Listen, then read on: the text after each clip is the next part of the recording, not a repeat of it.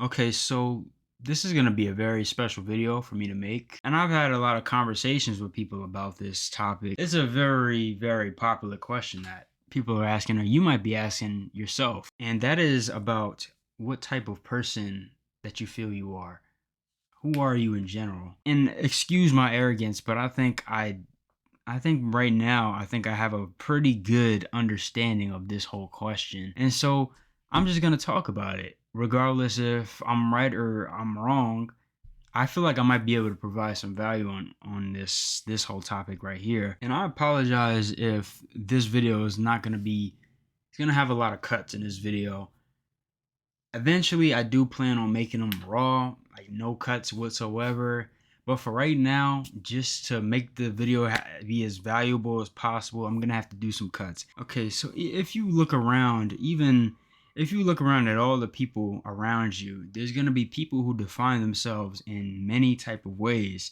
It could be either by their hobbies, their jobs, their interests, or just materialistic things. People define themselves in many, many different ways.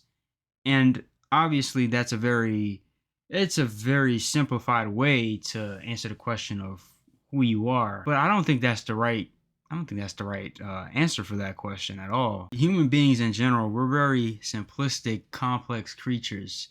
That's what I'd say, because we're all similar and we have the same bodily functions. We all have not the same thought process, but we all are capable of thought. That's what makes us humans, capable of reason. That's really why we even think about this question to begin with. I feel that in order to really know what type of person you are, it helps to know what type of person you don't want to become. And you can find that answer very easily if you just take a minute to look around at people. That's the best thing you can do, is you can learn the most about things from people, from watching and observing. There will be all kinds of people who have traits that you do not like personally, that don't resonate with your character, and you'll feel it. You'll feel it. Whether that be your parents, your friends, it could be other family members, people that you see on the street, whichever. Everyone is different, and then we all have different qualities that make us who we are. I guess really to start this off, I'll just say something personally that I don't like, is I notice that a lot of people in life, they'll tell everyone, their friends, their family, on things that they want to do personally, and then as the days pass, months pass, it's not done. And it's a very common thing that I used to associate with this myself, but then I've just grown very distasteful about it, and so I decided to change it. And that's the person that I want to be. I don't want to be a person that just doesn't keep his word. I want to be a person who actually says what he means and gets whatever he any ambitions or desires that he has. I want to be able to accomplish them. And that is just an example of a trait that you can turn one of your dislikes into a strength or a possible goal that you have. I hope you were able to understand that this is a very deep topic for sure, and it's something that I'm gonna have to elaborate further in more videos for sure. It's not like you have to do a whole in-depth thing. You can start very small on certain things that you don't want your character to be. It does not have to be a whole paragraph long, a whole breakdown of the person you want to be. It doesn't have to be that way. You can start small. I feel like you need to understand that human beings in general are not constant people. We're not fixed people, as what I'd say. We're ever changing every single day. And if you judge who you are based on the perceptions that others have of you, their perceptions change like what, like it's I don't even know what I'd say, but it's not a fixed thing at all. If you use other people's perceptions to define who you are as an individual, that's not a very reliable source of where to get your overall character from. Because I'm telling you, because a lot of times the way people think about you is it's not congruent at all most of the time to the type of person you are, because what it is, think about it like this. Your relationships, more than likely, they all think very different thoughts about you. Some might think you're a shy person. Some might think you're a very loud person. Some might think you're a passionate person. And then some might think you're a very boring person. Now, all of these traits, right? These are all very different qualities. Not necessarily, they don't even make up the type of person that you are, but they're all different in their own way. That's what I'm trying to say. So if you take one of those traits and you try to align yourself with one of those, it's not real. It's just not. The reality of this issue is all of those traits that I just described are all what make up human beings in general. We're very quiet around certain people, but we can be very loud around other people that we're comfortable with. And I know that might sound like a introverted thing, but even being an introvert and an extrovert, I'm sorry, but even that's putting yourself in a box in general. That's something I don't like, me personally, being put inside a box, because I think people are living contradictions. Because there's different circumstances to the way people act. The way you act is not how you act all the time. The reasons why people are not even understanding who they are in the first place is a lot of times is due to distractions, and something that I'd say is because of choices. In society, there's a lot of things that you can do now. You can go to school. You can go to trade school. You cannot go to school. You can join the military. Now, even with streaming services, you can go on Netflix, you can go on Hulu, you can go on HBO Max. Like even fast food. There's you go to a mall, there's like 10 or like 20 different fast food places right next to each other. And it's like it kind of discourages you on even wanting to even eat at them, because it's like what type of, what is this? You know? I think that's very similar to the whole human problem. That's why right now it's a lot harder for some people to find their passions or their interests, their career choice. It's so much other options around. It's like, what do you even do at that point? You know, and I totally get that. I totally get that. But the answer is you have to just pick one. You don't, even if you fail, you pick it regardless. And then you move on to the next. That's the beautiful thing about life, is you are free to stumble and get back up again. And if you're wrong, what does it matter? You got to understand, we're on a big floating rock in the middle of space.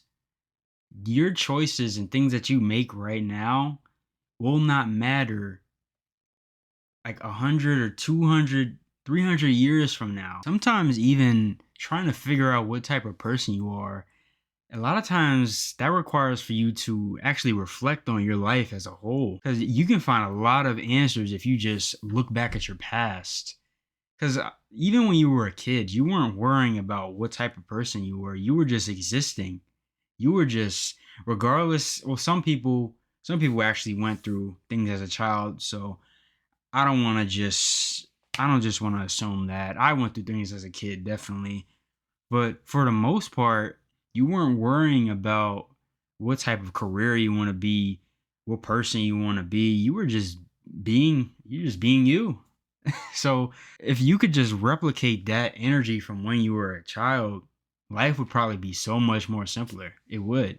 It for sure would. To answer the question of who you are, I think it would be best to really reframe that question in who do you want to be? And like I said before, you can get a good gauge on the person you want to be by what you don't want to be.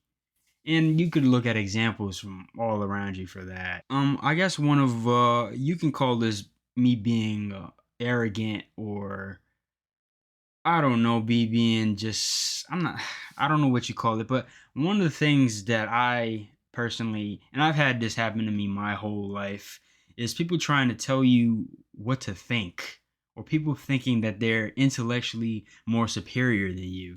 And that's something that I dislike wholeheartedly. And so what I said I'll do is I'll just try to become extremely intelligent. that was my solution to this whole thing.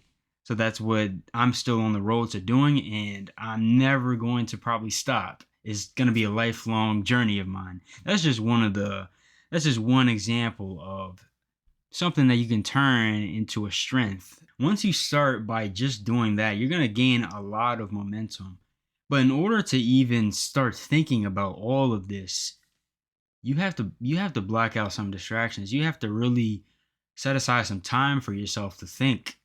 That's the most dangerous and vital thing, thinking. I've been going without social media for a long time. YouTube, I don't even have YouTube on my phone. I mostly just have YouTube Studio, and I use YouTube on the computer. But regardless of that, but you're gonna have to take some breaks off of social media or whatever it is that you're, I don't want to say addicted to, because a lot of people, they have things that distract them in ways. So you might have to take some time away from that in order to really discover some things about yourself. I know it might seem like a scary thing, or like a, why would I do that?